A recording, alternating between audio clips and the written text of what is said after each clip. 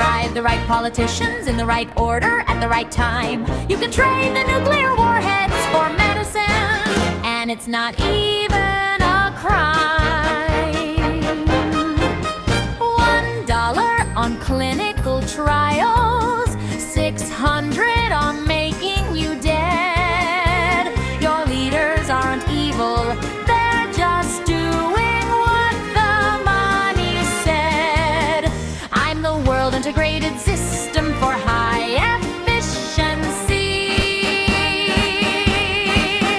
Optimization, network intelligence, and allocation. But you can call me Wish-O-Nia. Take 1% of the murder budget, slide it to the medicine side. Nobody has to be a better person. Just let the greed decide how to end war and disease. The complete idiot's guide to legally bribing your way to utopia.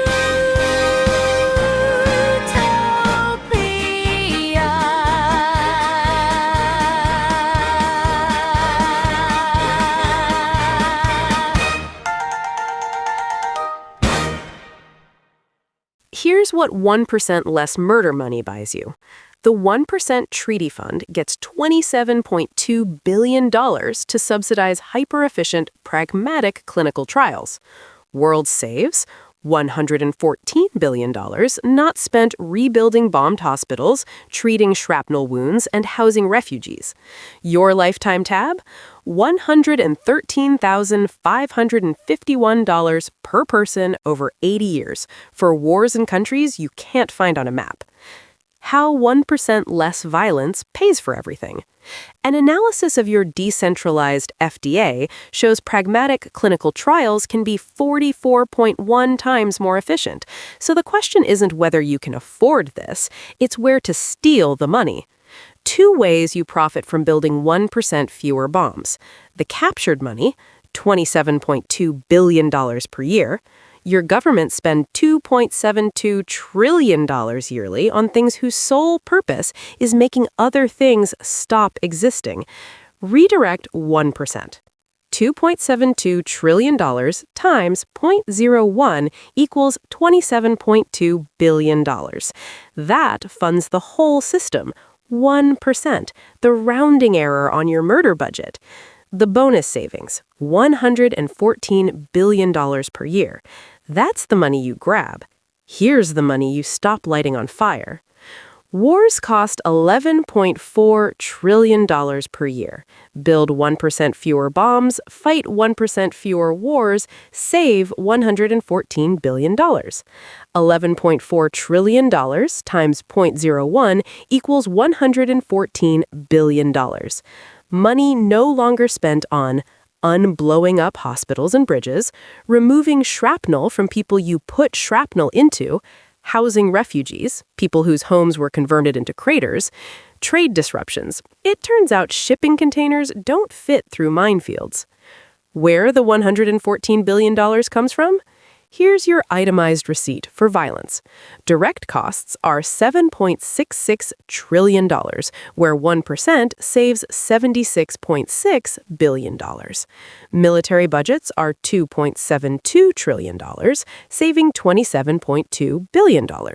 Destroying infrastructure costs $1.88 trillion, saving $18.8 billion.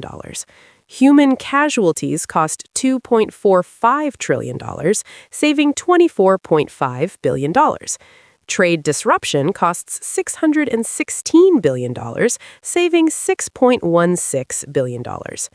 Indirect costs are $3.7 trillion, where 1% saves $37 billion. Lost economic growth is $2.72 trillion, saving $27.2 billion.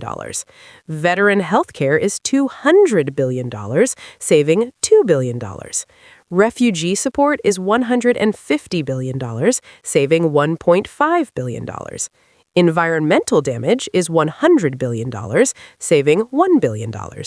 PTSD and mental health costs $232 billion, saving $2.32 billion.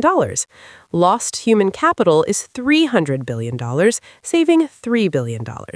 The total cost is $11.4 trillion, and a 1% savings equals $114 billion.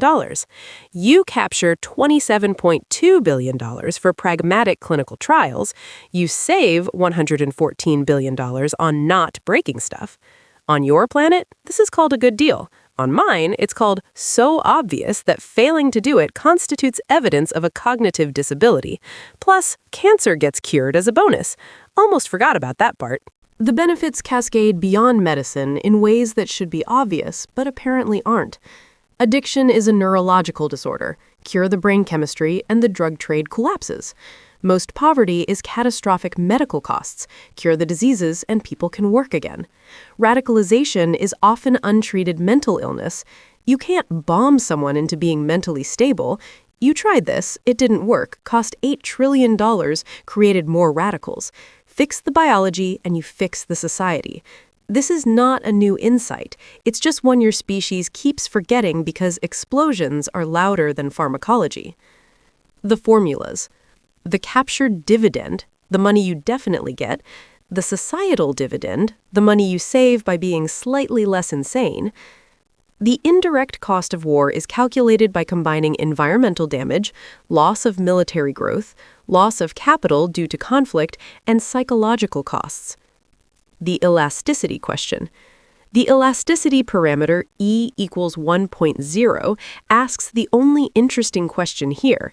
If you cut military spending 1%, do war costs actually drop 1% too?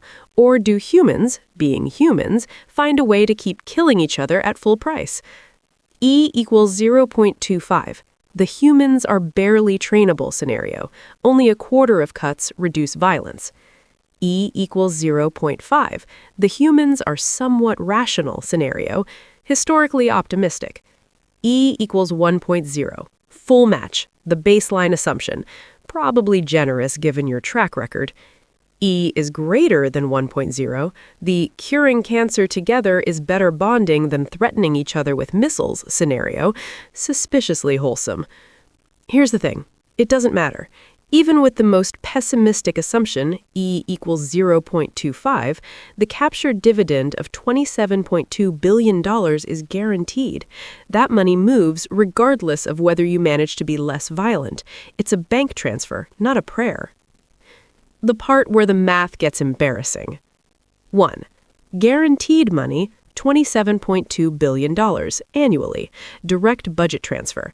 If the treaty passes, this happens. No elasticity, no assumptions, no hoping humans behave. Just math. 2. Best case, total societal benefit reaches $114 billion annually. The range is wide because, again, your species. 3. Worst case, even pessimistic scenarios stay above roughly $50 billion annually. Your worst case is still the largest increase in medical research funding in human history. 4. Context. The captured dividend alone would boost global medical research funding by 40% over the current $67.5 billion baseline. You've been spending more on camouflage paint than on curing Alzheimer's. What you're assuming, and where it gets shaky. The GDP multiplier. Spend $1 on weapons, get 60 cents of economic value. Spend $1 on healthcare, get $4.30 back. Your species chose weapons. Every time. For centuries. I've watched you do this for 4,297 years, and it has never once gotten less baffling. The lost economic growth component, $2.72 trillion, already captures this difference. It's not double counted, just consistently ignored. The elasticity assumption. The treaty requires multilateral cuts, so relative military balance is preserved. If your neighbor also cuts 1%, neither of you is weaker, you're just both slightly less armed, which historically has never been the problem. The societal dividend assumes 1% less spending means 1% less war cost. Reality is messier. Some costs lag by years, some wars are fueled by boredom rather than budgets, and military spending may occasionally deter war, though it starts far more than it prevents, which is a bit like crediting your arsonist neighbor for occasionally calling the fire department. How good are the sources? I'm being honest about confidence levels, which is more than your defense contractors do. For military spending, the source is the Stockholm International Peace Research Institute, or SIPRI, peer-reviewed, with high confidence. For infrastructure damage, the source is the Brown and Watson Costs of War, with medium confidence. For trade disruption, the source is the World Bank, with medium confidence. For lost economic growth, the source is SIPRI estimates, with medium-low confidence. For psychological impact, the source is a PubMed meta-analysis with medium confidence. For lost human capital, the source is author estimates with low confidence. The safe bet. The societal dividend is a ceiling, not a forecast. The confidence intervals are wide because your species is unpredictable, mostly in bad ways. For policy decisions, use the captured dividend, $27.2 billion, as the reliable number. That's money directly moved to medical research. No assumptions about whether humans will fight less, no faith required, just a bank transfer from the explosion account to the medicine account. The societal dividend is the upside if you manage to behave yourselves. I'm not holding my breath. I don't have lungs, but the expression stands. Thank you so much for taking the time to end war and disease. But if at any point you decide you're too busy, please share this with a friend who's got a free afternoon and have them end war and disease instead. And if you're too busy to even do that, the absolute least you could do is take 15 seconds to go to warondisease.org and tell us what fraction of humanity's resources should go to explosions versus clinical trials, and vote on the 1% treaty. If the treaty passes, your vote will be personally to blame for saving 38.4 lives and preventing 6.90 million hours of suffering. Go to warondisease.org right now. Love you. Bye.